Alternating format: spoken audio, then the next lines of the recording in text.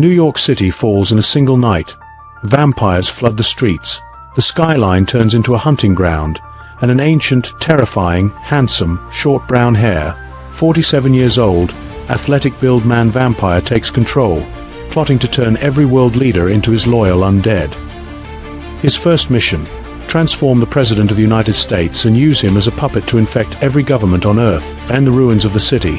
A handsome, short brown hair, 27 years old, athletic-build man-vampire who refuses to serve this new master crosses paths with a beautiful, long brown hair, 25 years old, athletic-build woman gifted with strange, explosive supernatural abilities. Together, they uncover the details of the ancient vampire's global plan and realize that New York is only the beginning, hunted by vampire patrols, stalked by a growing cult of human followers, and racing against time before the president is taken. The two must decide how far they are willing to go, and what they are willing to sacrifice, to stop the rise of a world ruled by blood. What happens when a vampire chooses to fight his own kind? And what price must be paid to stop an empire of darkness from swallowing the earth? Press play, listen until the end, and step into the night. Chapter 1. The night the lights went out. I was on a rooftop in Brooklyn when New York died. The city below me was loud and bright, a living thing of glass and noise. Cabs honked, sirens wailed, music leaked from open windows. The sky glowed orange, drowning out the stars. Then, in a heartbeat, everything went black. IT was not a simple power outage. I felt it hit like a wave of cold air, a pressure in my chest, a shiver under my dead skin. Every light in the city blinked off in the same instant. Times Square went dark. Towers became black teeth against a starless sky. For a moment, there was silence. Then came the screams from my rooftop. I saw them pour into the streets, shapes dropping from buildings, slipping out of the alleys, spilling from subway stations. My kind. Vampires who had been hiding for years, suddenly free, that I gripped the railing so hard the metal bent. I had spent a decade trying to pretend I was different, feeding from blood banks, staying in the shadows, passing as human. But that night, as I watched my own species swarm the city like a plague, I knew the act was over. New York wasn't ours anymore. It was his, high above Manhattan, at the top of a tower that used to belong to a billionaire. A red light flared. I could feel him there even from Brooklyn. The ancient presence, heavy as a storm. The leader. The one the old whispers called Morkant, older than any city on this coast. Patient as stone, he had finally decided to stop waiting down in the streets. Vampires dragged people from cars, from bars, from lit apartments whose windows now framed horror in silhouette. Some humans ran. Most froze. No one understood that the predators had always been here. The only thing that had changed was permission. The first sirens died and a low, unnatural hum rose over the city. I knew this was not chaos. This was a plan. Chapter 2. The Ancient King of New York. You do not live long as a vampire without hearing stories. Morkant was one of those stories. The terrifying, handsome, short brown hair, 47 years old, athletic-build man-vampire who did not age, who moved from empire to empire as kings rose and fell. The one who turned generals, priests, bankers, and then discarded them once their power dried up. They said he came to New York before there were skyscrapers. They said he slept under Wall Street while the markets were born above him.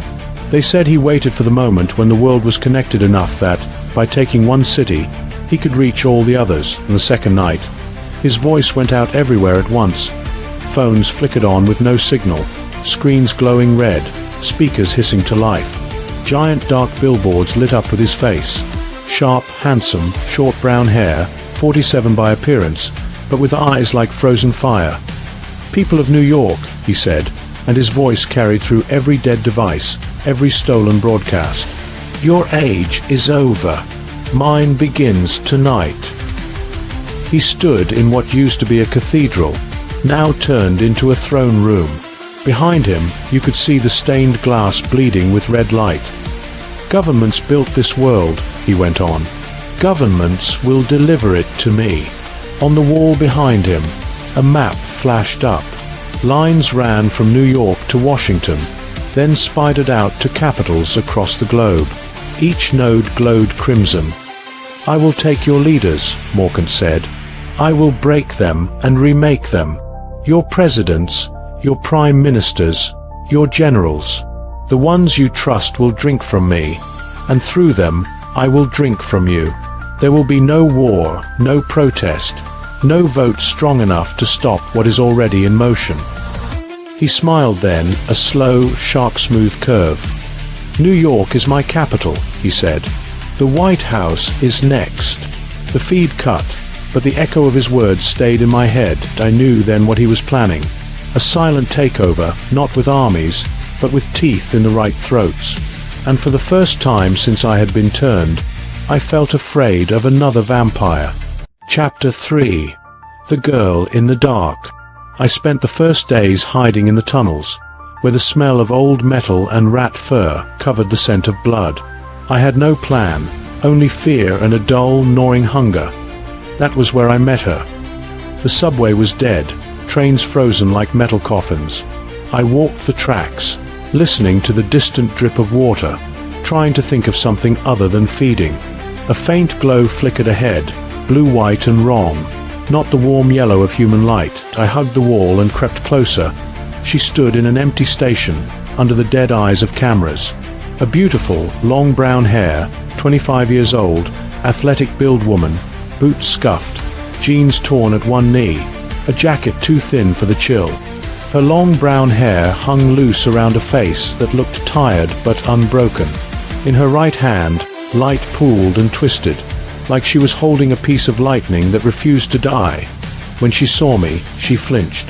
The light in her palm flared. "Stay back," she said.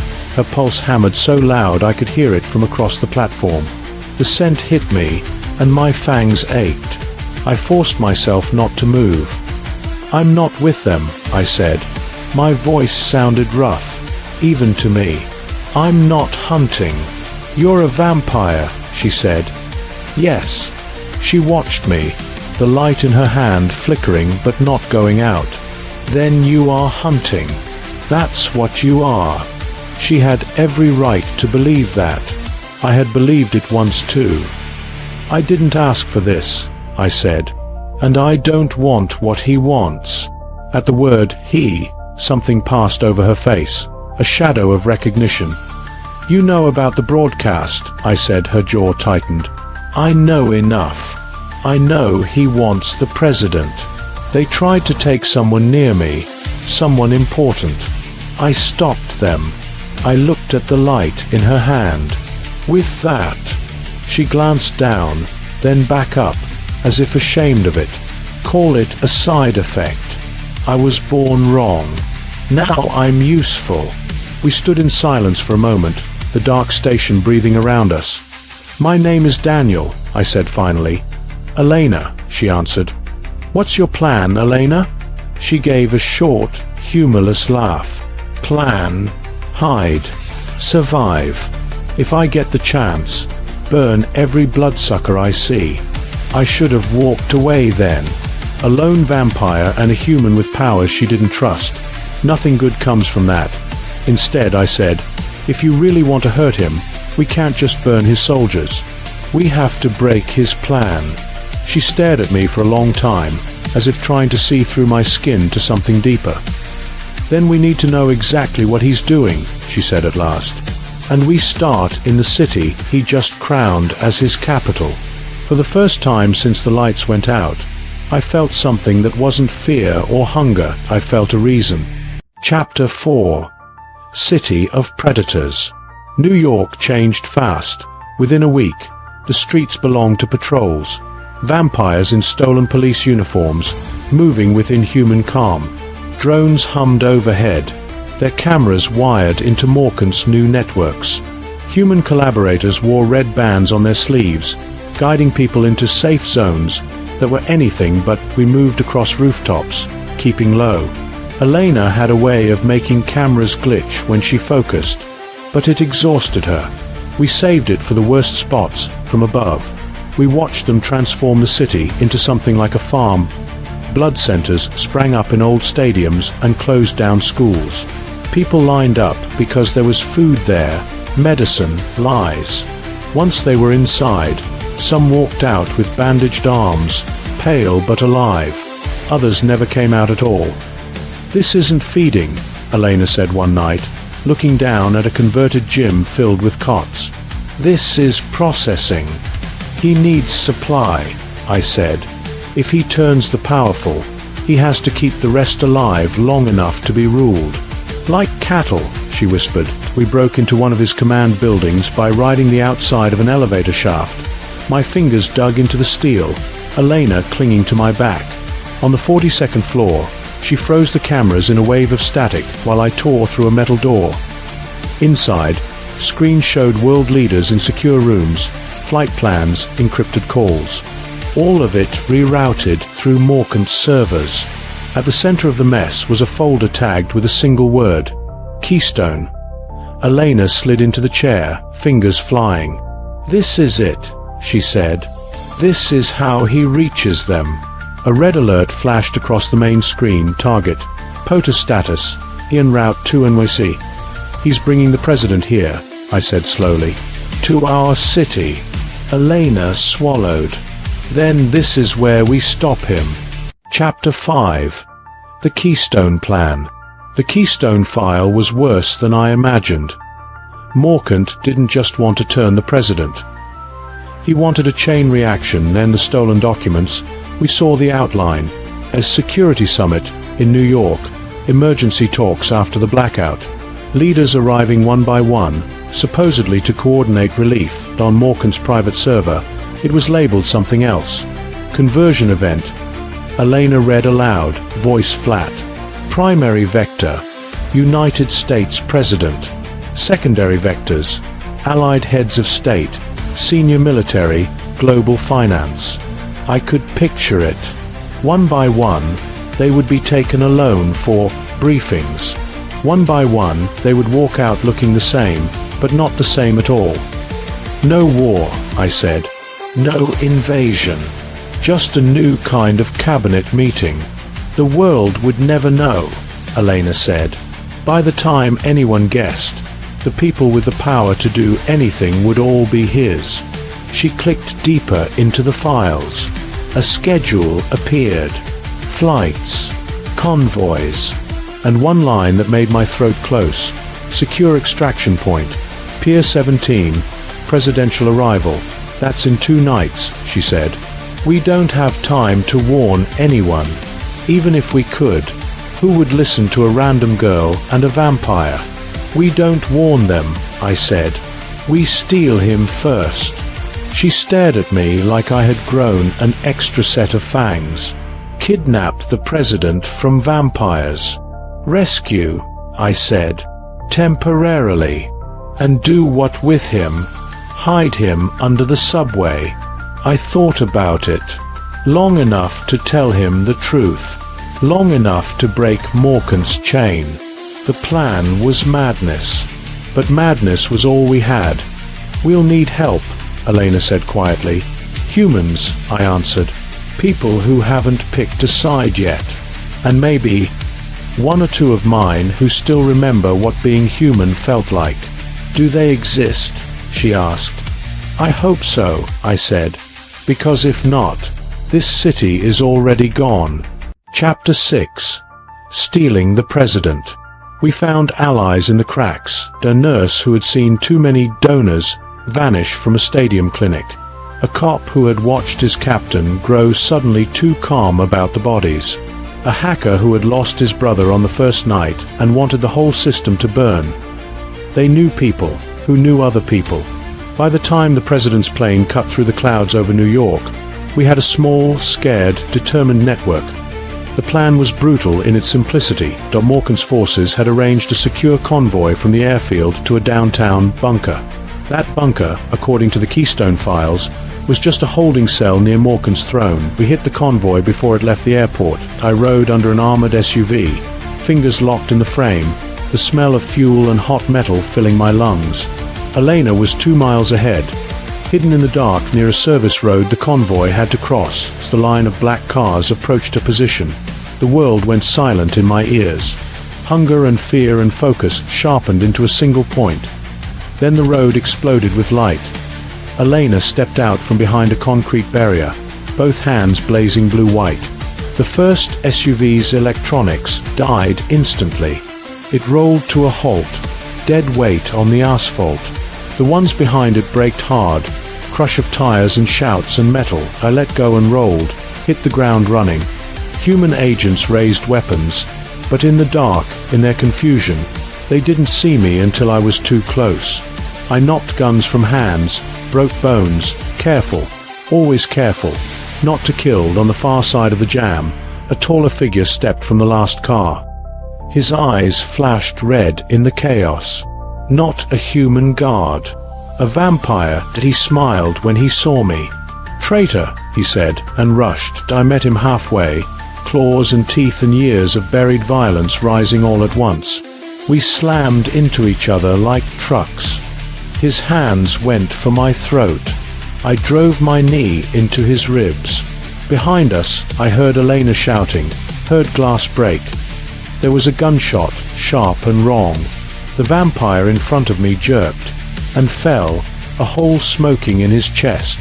One of our human allies lowered his weapon, face pale.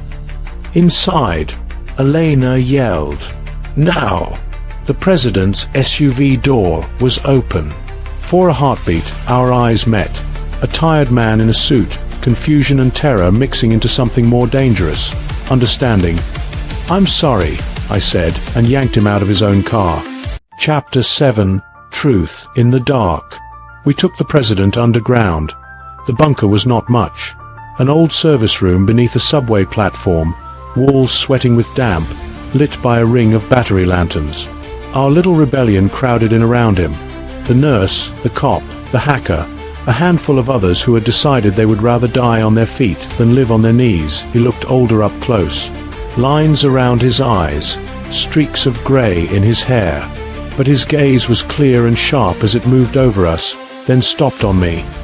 "You're one of them," he said. "Yes," I answered. "But I'm not with him." Elena stepped forward. "Sir, I know how this looks, but you were walking into a trap. They weren't taking you to a summit. They were taking you to be turned." He didn't flinch at the word. "Turned. Into what he is," I said. "Into what I am." We showed him the files, the rerouted calls, the schedule with his name on it. Morgan's smiling face on the broadcast, lips forming the word Keystone. "This could be fake," the president said after a long silence. "Deep fakes. You could be."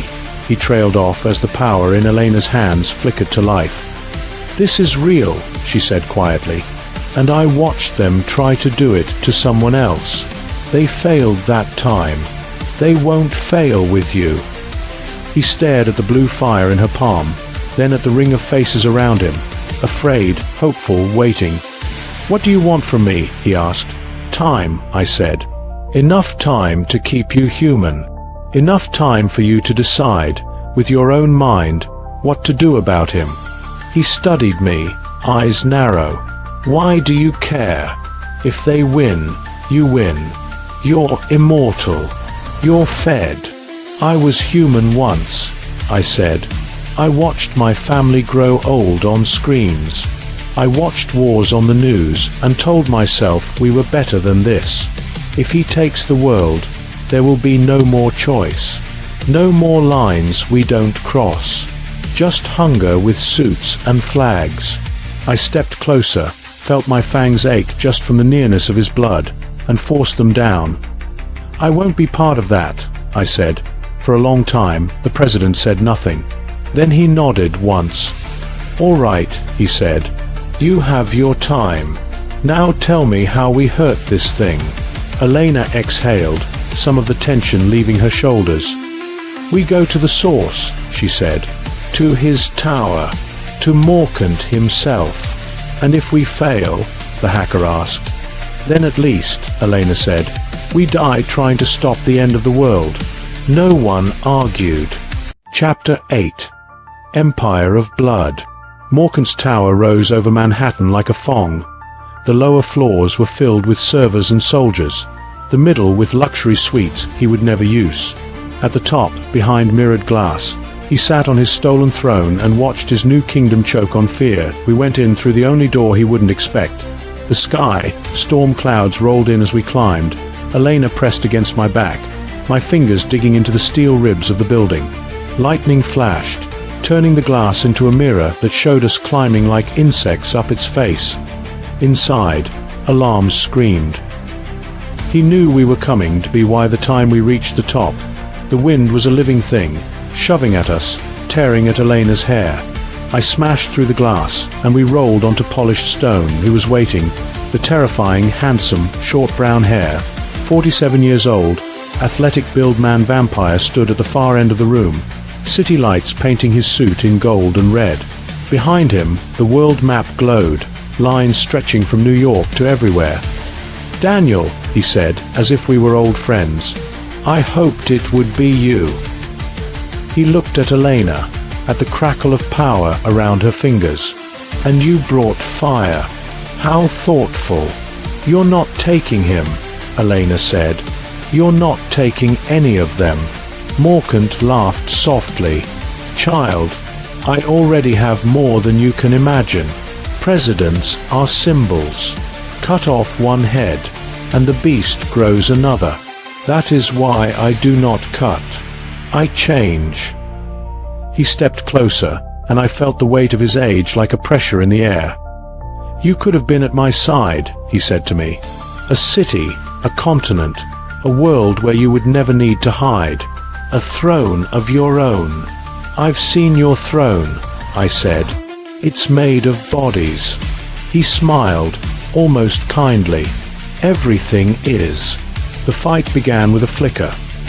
Elena moved first, hurling a bolt of raw energy that shattered the map behind him. Screens burst in showers of glass and sparks. He blurred, suddenly in front of her, hand at her throat, until I hit him from the side, the impact sending all three of us crashing through another wall of glass. We tumbled out onto the open rooftop, rain lashing our faces, lightning clawing at the sky. Morcant rose without effort, shaking off broken glass like dust. His eyes glowed, bright as the storm. "You think you fight for humans," he said. "You fight for their fear, their weakness. I offer them an end to all that."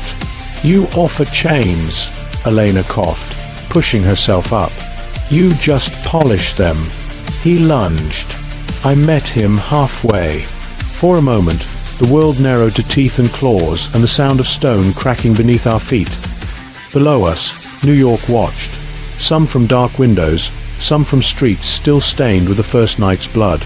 They could not hear our words, but they would feel the echo in whatever came after. I don't know how long we fought on that roof, between lightning and gravity. Long enough for my body to feel like broken glass. Long enough for Elena's power to burn the air to ozone. In the end, it was not my strength or her light that decided anything. It was a choice about what a monster is allowed to be, about whether the world belongs to the ones who hunger or the ones who hope. And on that rooftop, in the heart of the city that had already fallen once, we made ours what happened next. The final blow, the cost of it, and what rose from the ruins. That is another night's story. For now, know this: New York did not forget what it saw in the dark. Neither did I, and as long as there is one person left who remembers that empires, even empires of blood, can fall, the night will never fully win. If you enjoyed this tale of vampires, dark conspiracies, and the war for New York, make sure you subscribe to the channel so you don't miss what comes next. Activate notifications so you're the first to hear every new story. Give this video a like if it kept you listening.